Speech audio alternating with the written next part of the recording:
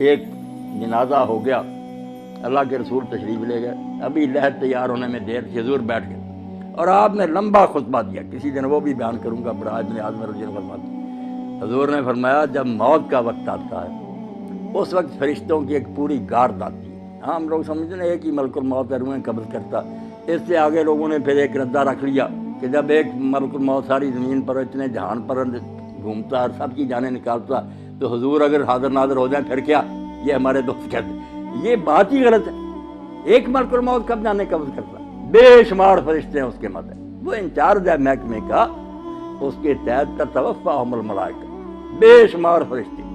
تو اللہ کے رسول نے فرمایا پورا دستہ، ایک انسپیکٹر ہوتا اس کے ماتحت سپاہی ہوتے، وہ آ کر اتنی دور بیٹھ جاتے ہیں جہاں تک مردے کی نظر جاتی ہے، وہ نہیں قریب آتے، باقی سب سپاہی بیٹھ جاتے ہیں۔ یہ انچارج آتا، اگر وہ نیک ہے اس کے پاس جنت کا خوشبو سے بسا ہوا رومال ہوتا، سنگاتا، اسے اللہ کا سلام کہتا اور کہتا چل اپنے رب کی طرف، تیرا رب تجھ سے خوش ہے، تو اس سے خوش ہے۔ خوشی خوشی اس کی روح روانہ ہو جاتی۔ برا جو ہے نا ڈراؤنی شکلیں، جیسے ہتھکڑیاں ہوتی ہیں پولیس کے پاس، جو برا مردہ اس کے لیے جو فرشتے ہی آتے ہیں نا، اس سے اسے پتہ چل جاتا کہ میرا انجام اب کیسا ہے۔ مسکراتے چہروں کی بجائے ڈراؤنی شکلیں، بدبودار رومال، غضب آلود نگاہیں، وہ چھپتی پھرتی پھر روح نکالتے مار مار، اور اسی وقت جب وہ رومال میں اس کو لپیٹتا دوسرے سپاہی آگے آ جاتے ہیں، اس سے وہ وصول کر لیتے ہیں، نیک روح سے لے کر جاتے ہیں۔ اللہ کے رسول صلی اللہ علیہ وسلم جہاں جہاں سے گزرتے ہیں خوشبو پھیلتی جاتی ہے اور ساری مخلوق کہتی ہے مرحبا، مبارک ہے تیرا آنا یار، تو نے ہم سب کو نا معطر کر۔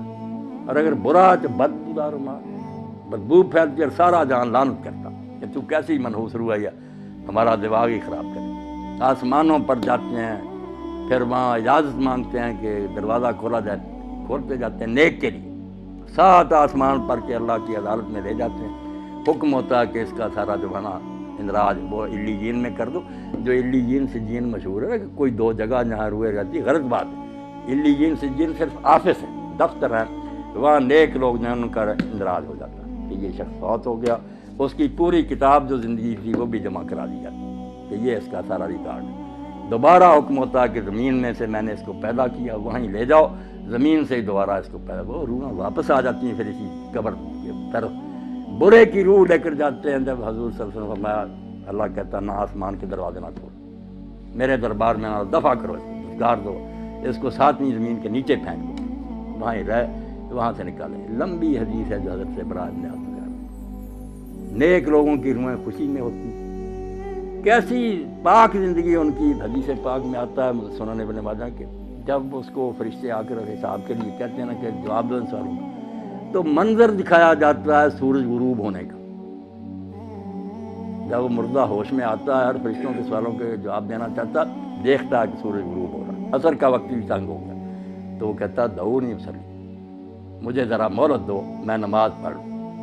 وہ کہتے ہیں اللہ یار تو اسے کیا حساب لینا جس کو اس وقت کی نماز یاد، مگر یہ حال ان کا ہی ہے نا جو زندگی میں نمازی رہے، جن کو یہاں کبھی خیال ہی نہیں آیا کہ نماز نامی شاید بھی مسلمان کا کوئی کام ہے، انہوں نے وہاں نماز کو کیا یاد کرنا۔ یہ سچا مومن اس وقت کہتا ہے دیکھتے ہوئے کہ سورج جا رہا، تو کہتا ہے یار سوالوں کے جواب دوں گا میں، پہلے مجھے نماز پڑھ، بڑا خوش ہوتے ہیں۔ اور جب سوال کرتے ہیں تیرا رب کون ہے، تیرا دین کیا ہے، تیرا نبی کون ہے، دیتا تو کہتے ہیں ہم پہلے ہی جانتے تھے، اس سے پوچھتے تو نے یہ، اس نے کہا میں اللہ کی کتاب پڑھتا تھا، قرآن سے مجھے سب پتا۔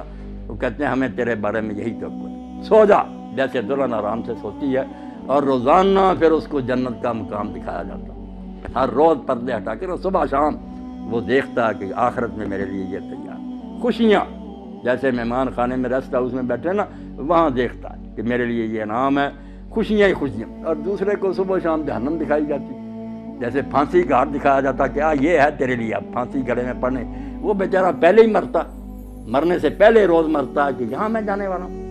اللہ فرماتا ہے نار یعرضون علیہا غدوا، صبح و شام فرعون اور اس کی جماعت جہنم کے آگے سے گزارے جاتے، وہ دکھائی جاتی۔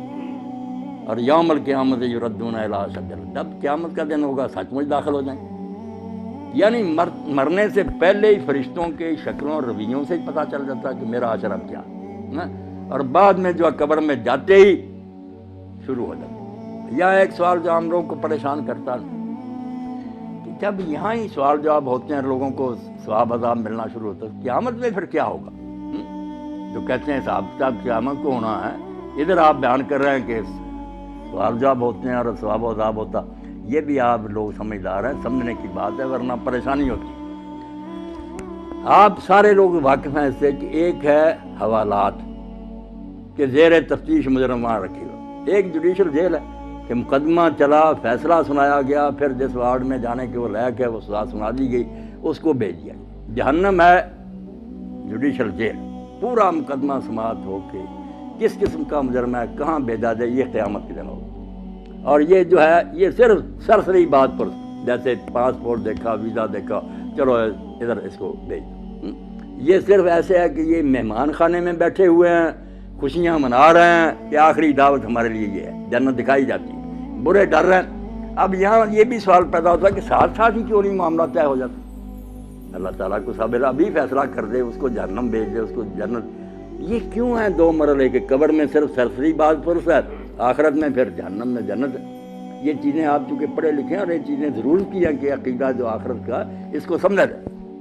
بات اصل میں یہ اور بڑی نازک بات ہے جو قرآن حدیث نے بتائی، توبہ توبہ ہم اس کی طرف دھیان نہیں کرتے کہ نیکی بدی وہ نہیں جو آپ نے مرنے تک کی، کھاتا آپ کا بند نہیں ہوا، آپ مر گئے کھاتا چلتا۔ یہ جب تک یہ کارخانہ سٹاپ نہیں نہ ہوتا، میزان نہیں لگ سکتی کہ میری نیکیاں کہاں کہاں اپنا اثر دکھایا، میری بری مثالوں نے کتنے لوگوں کو گمراہ کیا۔ یہ جب قیامت آئے گی نا، اس وقت ہوگا کہ ڈاکٹر صاحب نے کتنے لوگوں کو دین کی طرف رغبت دلائی، ان کی وجہ سے کتنے لوگ دیندار بنے، انہوں نے اپنی اولاد کو، یہ سارا حصہ قیامت کے دن نکلنا۔ اللہ کہتا ہے نکتب ما قدموا وآثارا، ہم وہ بھی لکھتے ہیں جو زندگی میں تم نے آگے بھیج دیا، اور وہ بھی لکھتے ہیں جو فٹ پرنٹس ہیں، آپ کے قدموں کے نشان رہ گئے نا، اور لوگ اس پر چل رہے ہیں۔ اس لیے اللہ کے نبی علیہ السلام کی نیکیوں کا آپ اندازہ کریں۔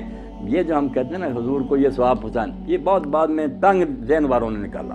رسول اللہ کو پہنچانا کیا؟ جو نیکی امت کرتی ہے نا، میں نے قرآن پڑھا، نماز پڑھی، روزہ رکھا، ہر ایک امتی کے اس عمل میں سے ایک آپ کے کھاتے میں جا رہا ہے، صحابہ کے جا رہا ہے، اماموں، انہوں نے دین ہم تک پہنچایا۔ جو نیکی سکھائے گا، جتنے اس کے بعد جہاں تک وہ چلتی رہے گی اس کو ثواب ملے گا۔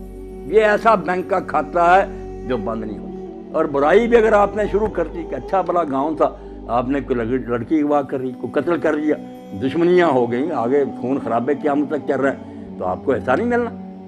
اگر ہٹلر نے جنگ عظیم لگا دی اور ساری مہنگائی ہوگی، دنیا مر گئی، تو اس کو سزا مل سکتی تھی دنیا میں؟ کون سی عدالت تھی؟ اس کے پاس کتنی زندگیاں تھیں کہ اس کو بار بار ایک ایک کے بدلے مارا، لاکھوں تو انسان مرے ہیں۔ اب قیامت کا دن چونکہ وہاں بار بار زندہ ہونا، بار بار مرنا، یہ عدالت نے سنا، اس کو اتنی بار پھانسی دی ہے۔ یہ بیچارے کہتے ہیں قانون کے مطابق اس کو دینی تو چاہیے مگر دے نہیں سکتے، وہاں سچ مچ جیت جائے گی۔ تو یہ نیکی اور بدی کا جو لمبا چوڑا تصور ہے کہ نیکیاں بھی جہاں جہاں جا رہی ہیں، یہ بھی آپ کے کھاتے میں پڑی۔ اسی لیے اللہ کے رسول علیہ السلام فرماتے ہیں آدم کا پہلا بیٹا جس نے اپنے بھائی کو قتل کیا، اب جب قتل ہوتا ایک گناہ اس کے کھاتے میں اور قتل کا پڑتا جاتا کہ تو نے یہ سننا شروع کی۔ اگر یہ بد رسم تو شروع نہ کرتا تو کیوں انسانوں میں قتل؟ اب جب تک قیامت نہیں آتی آپ سمجھ گئے کہ کھاتا نہیں پتہ چل سکتا کہ اس کی نیکیاں کتنی بنی، برائیاں کتنی بنی۔ اس لیے محتاط رہنا چاہیے کہ میں اپنے طرز عمل سے کہیں اولاد کو گمراہ نہ کر دوں، میرے دوست نہ بگڑ جائیں، میرا خطبہ سننے والے نہ، میں مر جاؤں گا مگر میرے گناہ کی جو گٹھڑی ہے یہ بھاری ہوتی جائے گی۔ کوشش کروں کہ میں اچھی مثال قائم کروں تاکہ اس پر لوگ چلیں، تو میرے مرنے کے بعد بھی وہ ثواب مجھے پہنچتا رہے۔ اس لیے اس کے سوا کوئی چارہ نہیں کہ جاتے وقت صرف سرسری کاغذات دیکھے جائیں، ان کو مہمان خانے میں ٹھہرا دیا جائے، ان کو حوالات میں بند کر دیا جائے، اور انتظار کریں آخری عدالت کا کہ جب آخری عدالت آئے گی پھر ہاتھ پاؤں بولیں گے، فرشتے گواہی دیں گے، زمین بولے گی، سارا تیرے نیکی بری کا کچا چٹھا آ جائے گا، جنت دوزخ کا فیصلہ اس وقت ہوگا۔ اور جنت دوزخ بھی کوئی ایک نہیں، اب جنت کا نبی علیہ السلام نے فرمایا کہ تم سمجھو بس جنت میں چلے ایک برابر ہے، وہاں 100 درجہ جنت۔ ہم دیکھتے ہیں نا کہ بینک بنے اتنی منزل، 100 منزل، اور منزل بھی اتنی دور، فرمایا یہ زمین ہے جتنی دور آسمان ہے وہاں دوسری جنت، اتنی دور ہی پھر تیسری جنت، 100 آسمان زمین جو ہے اتنے ہیں، اور سب سے آخری جو ہے وہ فردوس ہے، سب سے آخری، جس میں اللہ کے رسول نے فرمایا اس کی جو چھت ہے اور اللہ کے عرش سے نیچے سب سے اوپر اللہ کا تخت ہے، اس سے اوپر فردوس کی چھت ہے. اس فردوس کی چھت کا نام عربی زبان میں الوسیلہ ہے، اور وہ صرف ایک بندے کو الاٹ ہوگا ساری کائنات میں. وہ کتنا خوش قسمت ہوگا، اور وہ کون ہے؟ خود محمد رسول اللہ صلی اللہ علیہ وسلم. فرمایا وہ ایک آدمی کو ملنا ہے، اور امید ہے کہ میں ہی ہوں، مگر میں دعویٰ نہیں کر سکتا. تم میرے لیے اذان کے بعد وہ مانگو. اس لیے ہم جو ہے صلی اللہ علیہ وسیلہ، میرے لیے وہ مقام اور مرتبہ مانگو. ہم کہتے ہیں آتے محمد علیہ وسیلہ، کہ اللہ جو تیرے قریب کا وہ مقام ہے وہ حضور کو دے. تو اس جنت میں بھی بہت مراتب ہے، اس لیے جتنی جتنی نیکیاں بنیں گی، کوئی نیچے کی منزل میں رہ جائے گا، کوئی دوسری میں، کوئی 100ویں میں پہنچے گا. اور جہنم میں بھی اسی طرح بہت طبقے ہیں، ایک ہی نہیں کہ سارے ایسے ہی مجرم ایک ہی طرح اکٹھے کر لیں. نہیں، جیسے پھانسی والوں کی کوٹھیاں الگ ہیں، دوسروں کی آسانیاں، جہنم میں بھی کسی کے گناہ معمولی ہے اس کو ہلکا عذاب ہوگا. جیسے ابو طالب میں رسول اللہ کے چچا، تو نبی علیہ السلام سے جب پوچھا کہ اللہ کے رسول، حضرت عباس نے پوچھا، بھائی تھے ان کے ابو طالب کے، کہ آپ کے چچا نے آپ کی اتنی حمایت کی، دشمنوں کے مقابلے میں اس طرح وہ سینہ تان کر کھڑا رہا، حفاظت کرتا، آپ کی اس امداد سے اس کو کوئی نفع پہنچا؟ تو حضور نے فرمایا میری امداد اور حفاظت کی برکت ہے کہ جہنم میں سب سے ہلکا عذاب ابو طالب کو ہوگا، ورنہ اگر نہ ہوتا تو درمیان جہنم کے ہوتا. اب میرا ساتھ دینے کی برکت یہ ہے کہ پھر جوتیاں آگ کی ہوں گی، توبہ، اس سے بھی دماغ خور رہا ہو. باقی جو پھر بہت بڑی جگہوں میں ہوں گے، اللہ پناہ. اللہ کہتا ہے اس وقت تم سر جھکائے پھر یہ منت سماجت کرو گے کہ اللہ دوبارہ بھیج، تو اللہ نہیں سنے گا. پھر اب وقت ہے کہ موت آنے سے پہلے پہلے توبہ کر لو، باز آ جاؤ، چھوڑ دو برائیاں، نیک ہو جاؤ. پھر کوئی بات نہیں، تم سے جتنے جی چاہے گناہ ہوئے نا اللہ معاف